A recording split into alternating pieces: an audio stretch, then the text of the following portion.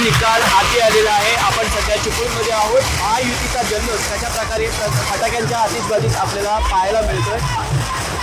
या ठिकाणी आपण बघतोय महायुतीच्या द्वारे हे घोषणा सुद्धा दिल्या जात आहेत। आपण या ठिकाणी चिपळूणमध्ये महायुतीचा जो उमेदवार आहे उमेश सकपाळ हे नगराध्यक्ष पदासाठी निवडून आलेले आहेत। त्यांची पत्नी आपल्या सोबत आहे।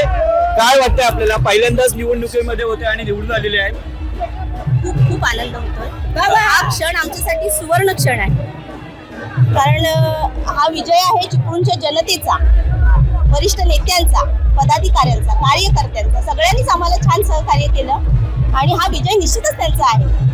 पहिल्यांदाच निवडणुकीला उभे राहिले होते, काय वाटलं होतं आपल्या मनामध्ये निवडून येतील किंवा नाही, केव्हा धाकधूक झाली होती? ही नगराध्यक्षाची निवडणूक आहे, पहिली नगरसेवकची झालेली आहे, पण आता टप्प्याटप्प्याने नगराध्यक्षासाठी उभे होते। पण विश्वास होता, आज जनतेने खूप आम्हाला पाठिंबा दिला होता।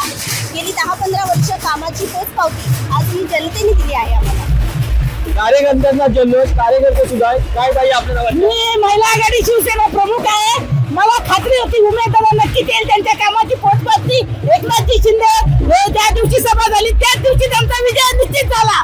एकच वादा उमेद दादा, आणि ते नक्कीच पुढचं चिपळूणचं भवितव्य घडतील। आणि आम्हाला एकनाथजी शिंदे यांनी तरुण लोकांना संधी दिली, त्याच्यात आम्ही खुश आहोत। आपल्यासोबत अजून काही भाजपचे कार्यकर्ते आहेत, त्यांच्याकडून अधिक माहिती जाणून घेऊया।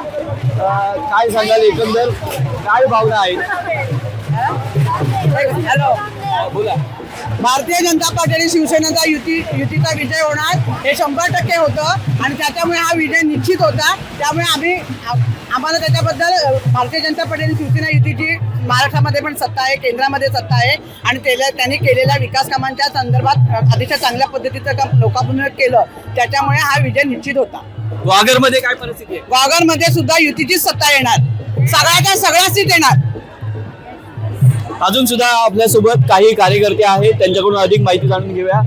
ताई काय सांगाल, काय वाटतंय? मी सांगते, भारतीय जनता पार्टीचा हा 100% विजय होणार होता, आम्हाला कल्पना होती। आणि तसे आमचे प्रशांतजी यादव यांनी अथक प्रयत्न केले होते, समंजसपणाने सगळ्या आपल्या कामगारांना एकजुटीने एकत्र केलं, घाबरायचं नाही। पक्ष आपण जे भारतीय जनता पार्टीचा जो प्रचार करतोय त्याच्यात आपल्याला एकनाथजी शिंदे, मोदी साहेब, देवेंद्र फडणवीस आपल्याला खूप सहकार्य करणार, स्पष्ट सांगितलं। आपल्यासोबत अजून सुद्धा काही पदाधिकारी आहेत।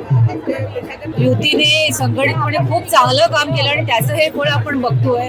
संघटित असल्यावर काय करू शकतो हे इथे निदर्शनास